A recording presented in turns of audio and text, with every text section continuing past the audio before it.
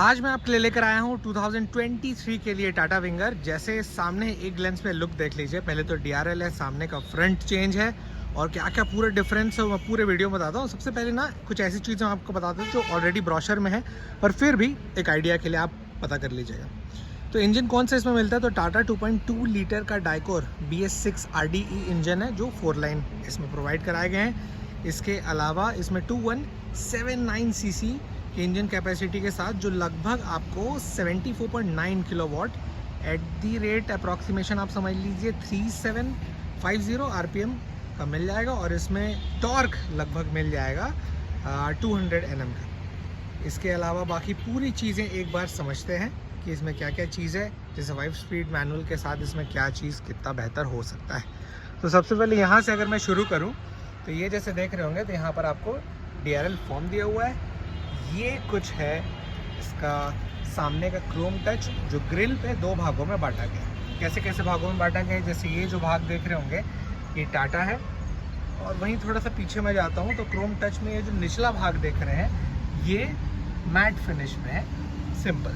नीचे में ग्रिल को और मजबूत बनाने के लिए जो ऊपरी भाग है उसको नीचे भी मेंटेन करके रखा गया जो इस प्रकार के डिज़ाइन पे है, जिसे अलग अलग पैटर्न के नाम पे दिए जाते हैं। जैसे आप दूसरे टाटा की गाड़ियों में देखते होंगे तो जैसे सवारी सेगमेंट में हनीकॉम्ब स्ट्रक्चर मिलता है, वैसा कुछ नहीं है, पर उससे थोड़ा सा ये अलग मिल जाता है जो कि इसे थोड़ा और ज़्यादा मजबूत बना देता है। अब सिंपल हैलोजन लाइट इस पर मिलता है जो कि रिफ्लेक्शन के लिए बहुत ज़्यादा काम करता है। ट्रस्ट मी, नॉर्मल जो भी प्रोजेक्शन लाइट होते हैं जो नया अपग्रेडेशन है उसके लेवल के हिसाब से जो पुराने रहते हैं ऐसे सिंपल रिफ्लेक्टर, ये असलियत में एक अच्छा रिफ्लेक्शन रात को काम करते हैं। इसके अलावा सबसे बेस्ट पार्ट मुझे DRL फॉर्म लगा जो इस भागों में बैठा हुआ है। जैसे आप देख रहे होंगे तो एक स्ट्रीम लाइन नहीं दिखता है, उसे छोटे छोटे कण में डिवाइड किए हैं, पर हाँ एक प्लेन लाइन आपको इसमें मिल जाता है।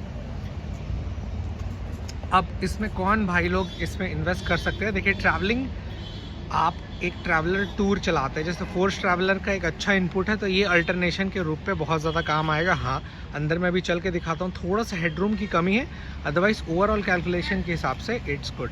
साइड का लुक कैसा है तो कुछ इस प्रकार से है, जिसमें यहाँ पर इंडिकेटर दिया हुआ है।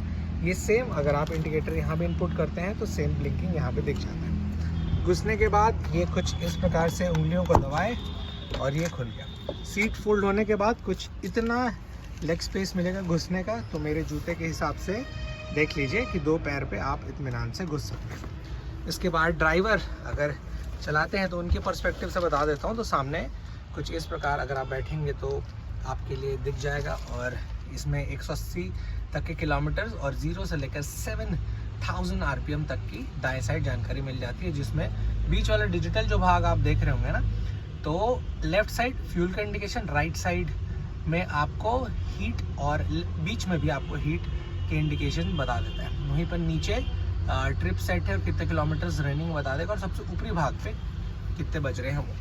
म्यूज़िक सिस्टम के हिसाब से सेट करने के लिए यहाँ पर चीज़ें दी हुई हैं, अगर आप चाहें तो लगा सकते हैं। नीचे 3 AC के वेंट्स दिए हुए हैं और सीट देखिएगा ड्राइवर का कितना रिक्लाइन हो सकता है, तो मैं आपके लिए पीछे रखा हुआ हूँ।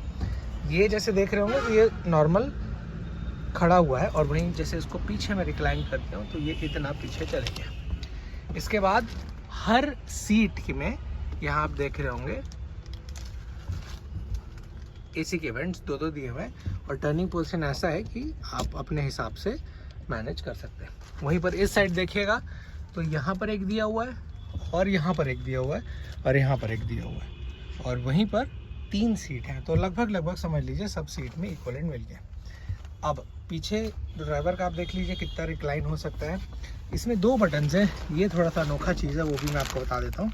तो ये जैसे आप देख रहे होंगे तो इससे ये थोड़ा सा पीछे रिक्लाइन हो जाएगा, और वहीं पर दूसरे बटन को अगर आप दबाओगे तो ये अंदर चले जाता है। देखिए जैसे इसमें डिफरेंस है, इसमें गैप अभी नहीं दिख रहा है।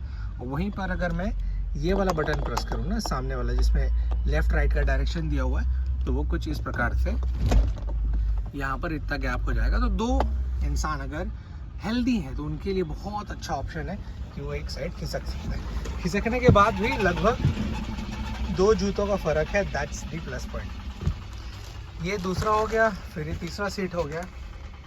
यहाँ पर आप नोटिस करिएगा कि थोड़ा सा ये सीट के कंपेयर पे जो पीछे वाला सीट है वो ऊंचा है, वो इसलिए ऊंचा है क्योंकि जो पीछे का बूट स्पेस है वो बहुत अच्छा है, जो मैं अभी आपको दिखाने वाला हूँ।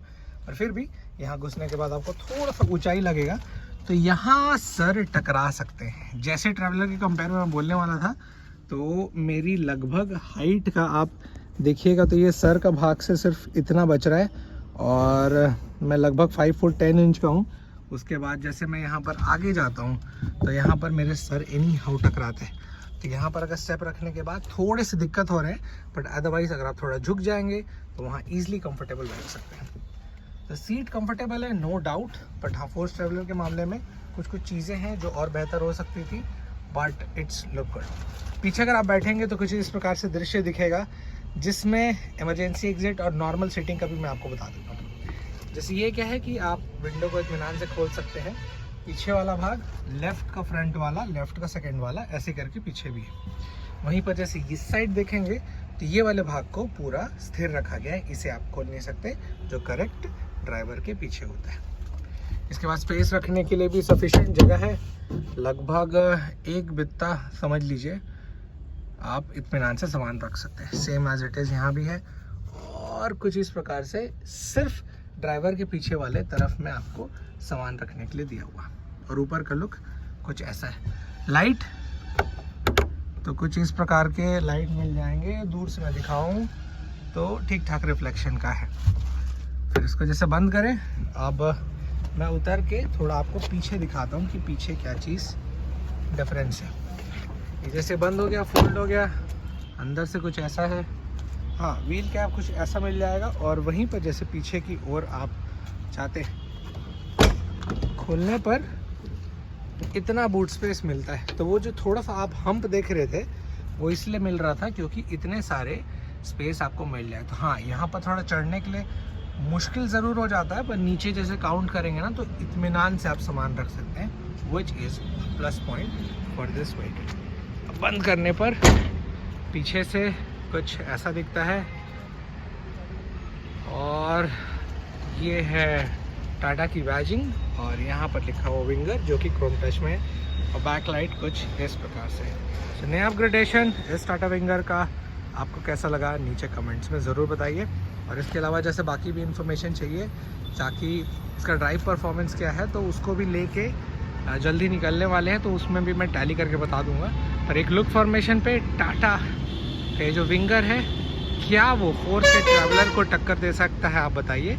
क्योंकि सबसे मेन जो मैं ऑन रोड प्राइस अभी बताने वाला हूँ, क्योंकि इसका ऑन रोड प्राइस लगभग मेरे सिटी में जा रहा है 19,90,000 का। आपके सिटी में डेफिनेटली थोड़ा बहुत वेरी करेगा। तो इस 19,90,000 के कीमत पे क्या ये गाड़ी सफिशिएंट है आपके लिए, ये बताइए।